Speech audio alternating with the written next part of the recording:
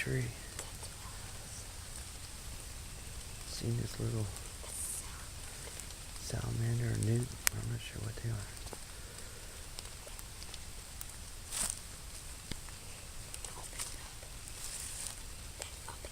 Alright, go ahead.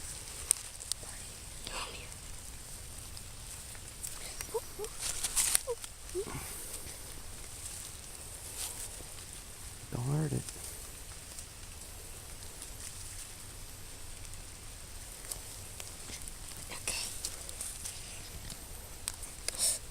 No. Don't hurt it. What do you think? Awesome. What is it? A salamander or a little baby chameleon. Alright. Can I hold it? Alright, we're gonna get the chainsaw. This is Earl from Virginia. A few minutes. This is some of the hunting property I got I'm part of. And this is one of the areas I hunt. Well, actually I'll hunt right back in there. And well, all this is hunting property, but I tend to have pretty good luck just over that ridge down in there, and there's a gully. Hang on. And Jenna's still got the little newt, salamander, whatever he is. Hold still, babe. And we're gonna try to truck back here and cut this tree out of the way. Might even actually use some of this wood for our campfire pit. Alright, this is Earl from Virginia. We're trying to find, I was hoping I see a deer jump back in here. I usually find deer when I walk back in here, but might get lucky here in a minute or two. I'll see y'all later. This is Earl, getting ready to leave. We got a heck of a storm that just hit, but I did get enough time to clear the path. The reason I say clear the path, if you get a deer back on there, you can drive your vehicle in like I did right now to pick it up. And like I said, most of the deer I shoot are been right back in there about another quarter mile, and it helps to get in there instead of dragging your deer all the way out. But we got the path cleared. Got a little bit of firebox wood for the backyard fireplace, and this is Earl from Virginia. And Jenna's up in the cab, she's getting dry. We'll see, let's say see y'all later, man. Bye, have a good day. What are we doing? Fishing. Well, what did we find this afternoon? Either arrowhead or a crystal. Let's take a look at it. I think, right down here where my thumb's at, was a broken base.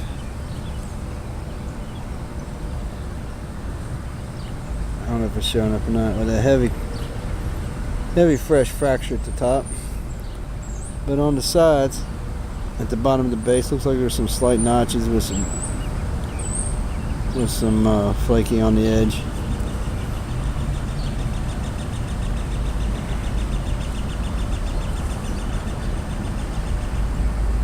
Top, it's got, I don't know, see what Jonesy would call a gargoyle and a really crude busted up piece for sure, if it is. But we also found, what else we found, Jenna? Pottery, our favorite, isn't it, huh?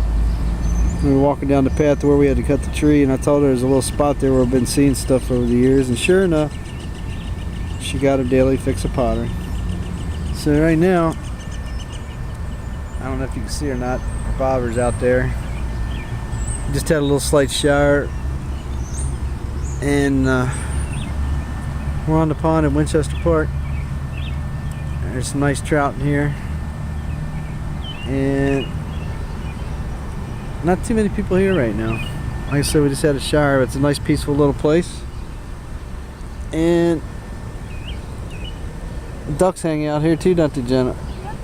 They don't see any right at the moment. All over the place. They what? They poop all over the place. Yeah, they do poop all over the place. Seriously, look. Yeah. But right down there at the corner where them people are at is spring from over there, which actually used to be some of the one of the reservoirs for the city of Winchester where they got some of their water. And right behind us is the historic Abrams Delight. I don't know if I can catch it in film or not. We'll give it a shot. This is historic Abrams Delight. The one end of it. This structure here is late 1700s. And actually, I got a friend who used to live here as a kid. And he has a story or two. I asked him if there was any ghosts in here, and he said there was at least one that he remembers as a kid. Maybe one day I'll get the story off of that, but can't see it on the other side. This is actually the one end. There's a chimney down in the middle and some gardens around back, and there's a log cabin up on the front end of the property. It actually wasn't here, it was brought into here, but it's an authentic cabin. But we're just chilling and hoping to get a fish this evening, and hope you guys are having a good day too. We've had a good day together. My daughter got out of school last Friday, and there's some kind of weird bird out here on this platform. Let me see if I can get him in scope. I think it's I'm not sure what it is. I think it's a herring. It's mainly ducks and geese in here, but that thing's got a perch up there on that little floater. They used to have a fountain. Looks like the fountain's out right now, so it must be busted, but that little herring or whatever it is out there just having a good old time. Alright, again, giving you a little bit more detail on Abrams Delight. The building I showed you before actually wasn't Abrams Delight. That was just the Historical Society's building. But it's an older one too, but you can read that. It was built in 1754 by stonemason tailor Isaac Hollingsworth. Abrams Delight was named for Hollingsworth's father, Abraham. But right behind it is Rouse Spring. It's the site of the federal camp. This site also held both had Confederate and Union armies in here. This picture here was taken in 1945 of the house. Looks pretty dilapidated. But I'll give you, I'm going to do some reads. Nothing major. Just talks about it on the Hollingsworths a little bit, and how it was held by the General Siegel and several of his staff members in Abrams Delight during the Civil War. And they paid Hollingsworth $5 for the troubles. But this is supposed to be the oldest house in Winchester. Like I said, 1754, oldest dwelling. There's actually the Hollingsworth house. Hold on a minute, let me swing around here. A bunch of trees in the way. Joe Boyd, a friend of mine, actually graduated a year behind me. He actually lived in this house for many years as a kid. And like I said earlier, he's got a ghost story or two about it. But beautiful house inside, 2-story. It's got a basement at the bottom with a big old kitchen hearth, I guess where they're doing the kitchen cooking. Beautiful house. That spring that was pictured is just, I don't know if you can see it in this picture or not, but there's a small spring, Rouse Spring right there. Right behind that tree. And that's the one where the Federal Army camped around. I'm sure they camped all in this yard probably because the commander was in the house. But third battle of Winchester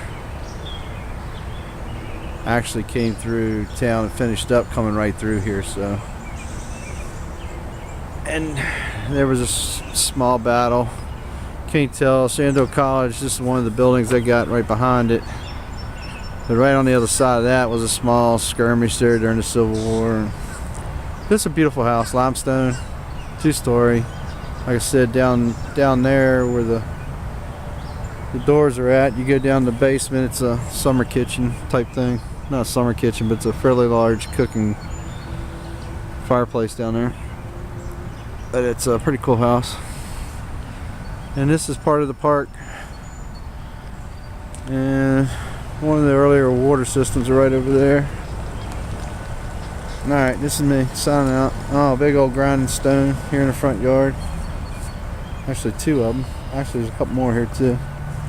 Some of your earlier mills, they used them to grind the grain. And there's 2 more here in the yard. It's getting dusk, so I don't know how the light's turning out. But there's one. There's another one here. Millstones. Most of them for grain houses. There's a busted one. I didn't notice that. That one's busted too. So there's what, 5 of them here? Alright, I'll get back to my daughter. She needs some water. See y'all.